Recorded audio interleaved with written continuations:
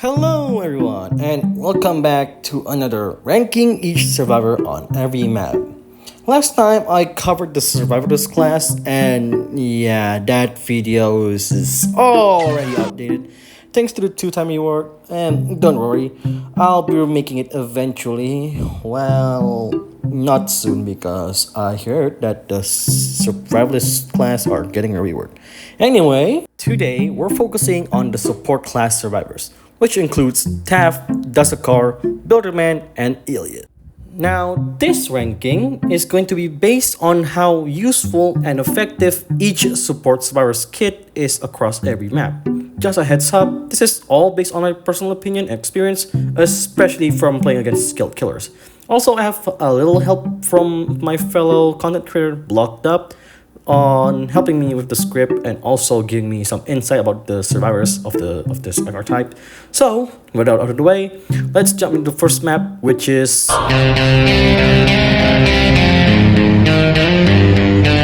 can we just like remove this map already? I'm so sick of it, dude.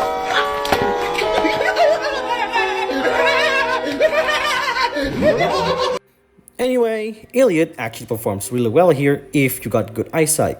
His pizza can instantly heal a survivor of a solid chunk of health, and his rush hour ability lets him literally escape the killer, using the map's many walls and trees to break line of sight. Super clutch if played right.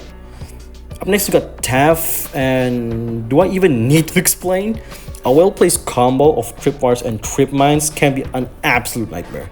Sure, some might argue that 1x1x1 counters him on this map, but realistically, 1x1x1 can't see the traps with unstable eye, especially when the Taff player actually knows what they're doing and isn't just camping one spot all game.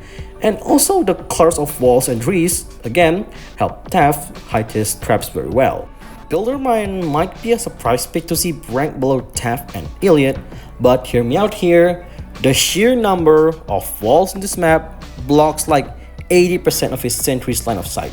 That really limits its usefulness. The dispenser though, not that at all. Honestly, I'd say it's more useful than the sentry here. And then there's Dusakar. Do I really need to explain of how just annoying and just stupid it is of playing him here? I don't even want to talk about it, dude. You can just imagine of how the walls just really just sucks for him.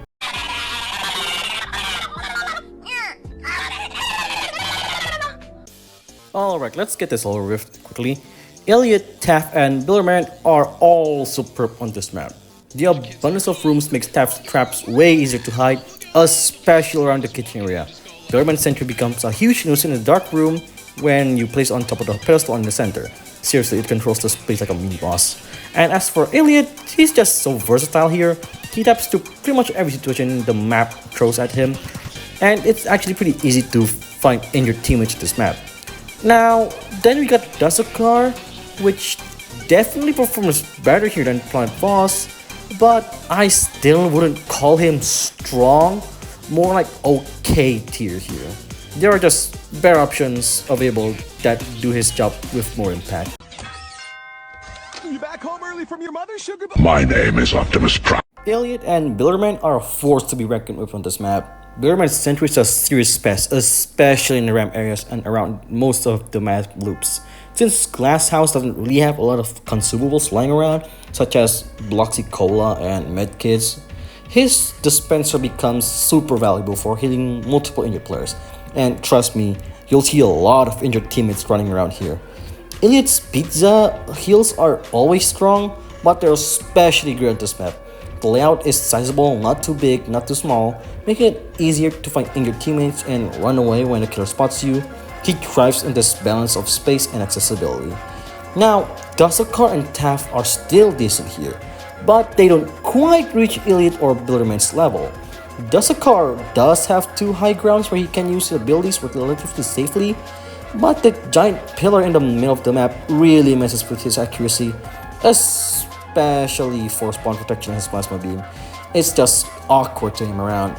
As for Taff, the map's openness makes it tough to hide traps effectively. You might be thinking, what about the cliff area? Sure, it's dark and can help you conceal traps, but that's really the only spot where he shines.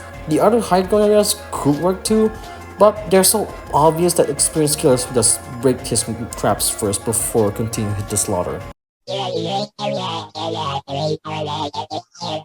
Okay, this is easily one of the best maps for both Bilderman and Taff.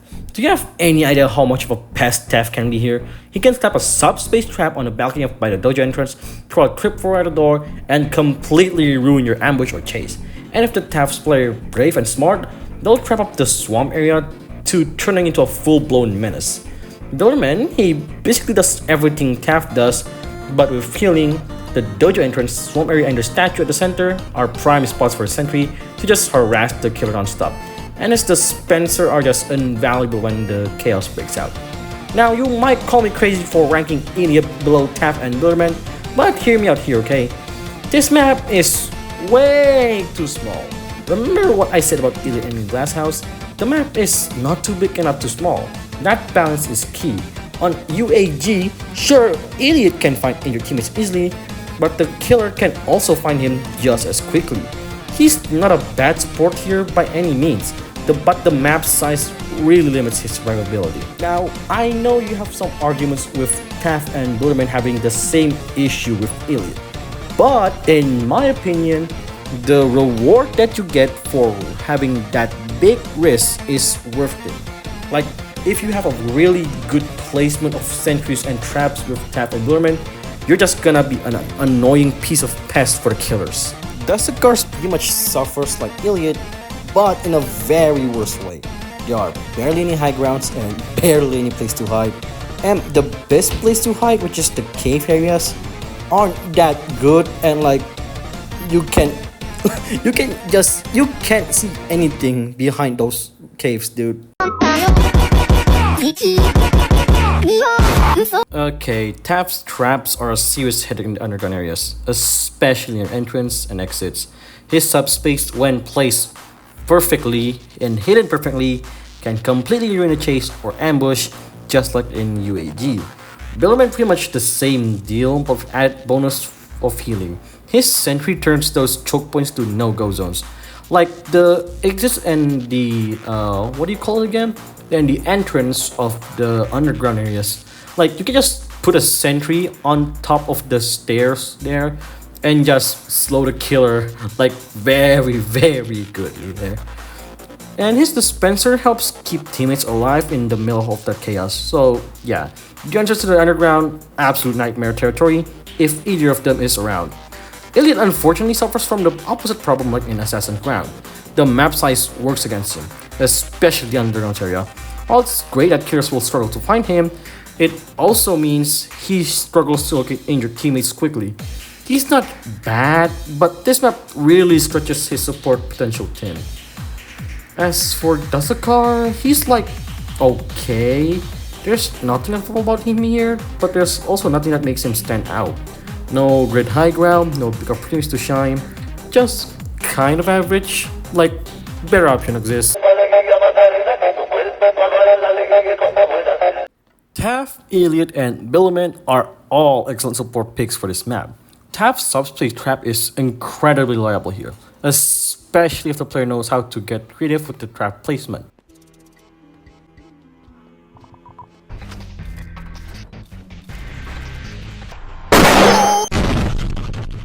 I have personally annoyed a ton of killers on this map using Taff, particularly around the stairs area. His ability to control movement and trap chases really shines here. The map size also works in Elliot's favor. It's not too big, not too small, which means he can reliably find in your teammates and still have plenty of escape options when the killer shows up. He's just very versatile in this environment and fits into almost any team comp smoothly. Bilderman, as always, is a major threat if left unchecked. His sentry becomes a real problem when placed in an open area, where like 80% of chases tend to happen. And let's not forget the pirate ship area itself. It's a fantastic spot to set up sentry and slow down any killer trying to pressure survivors. Dustakar, on the other hand, kind of struggles here. The many walls and unclear high ground areas really limit his ability to use his beam and spawn protection. Effectively, he's not the worst, but definitely not this map. Okay, hold on, let me explain. Elliot performs surprisingly well here, even though the map is very small. Why? Because of his rush hour and his kit in general. That speed boost is a game changer. The small size actually makes it easier to locate your teammates quickly, and while it does make you more vulnerable to the killer with good crafting and a smart use of your rush hour abilities, you're pretty much set. He really thrives here with the right awareness. Taff and Bilderman are still solid picks, but the small layout of this map doesn't give them much time or space to set up. Both rely on preparation, Taff for his trap, Bilderman with his sentry and dispenser. But in Cool Carnival, things happen pretty fast. If they do get the time to splash themselves, they can be useful, but it's definitely harder than other on larger maps. Does a car? Nope, just nope. This map is just way too easy for kills to watch him down before he can do anything meaningful. His support potential gets completely shut down. You might as well leave him on the bench for this one. Okay, I'm covering these two maps together because they share the exact same support rankings. Every support server here is great. Not only that, the map pretty much share the same design philosophy. Taff is an absolute menace. In Yorick, he can cap the house area and make it pure hell for any killers trying to pass through. Or he can lure traps around the graveyard, making that whole section a nightmare. In Brandon Works, his traps act like free fortifications around the castle. Sure, they're kind of predictable and obvious, but that doesn't make them any less annoying. Especially when a good Taff hides suspects in those corner spots where killers can't even see them coming. Elliot is no joke either. In fact, he is not a joke. If he knows the layout of this map, he becomes a real problem. An Elliot who can aim, heal on the fly, and juke effectively can absolutely ruin a killer's tempo. Both maps give him just enough space to move and support without being too exposed. Billerman might also be the priority target number one in both these maps. His sentry and dispenser setups are way too effective here. In Yorick, he can place a sentry on top of the graveyard or on the hill near the house, and just sit there being a non-stop pest. In Venomworks, his sentry in the castle is straight up hell. I could go on and on about how annoying it is, but let's be real, you get the idea, it's brutal. Duskguard finally gets some love here. Both maps offer plenty of high grounds with clean line of sight, making him actually valuable. In Yorick, he can use the tall tree or the hill by the house for safe casting.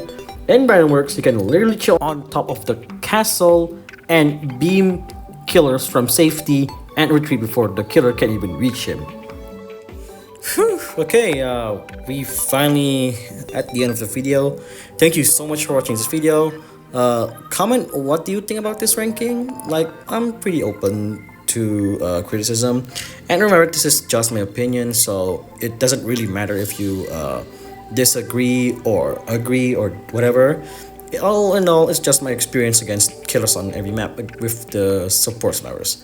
Well, thank you so much for watching, and don't forget to check out my buddy Blocked Up in the comment section or the link below, and I'll see you all on my next video.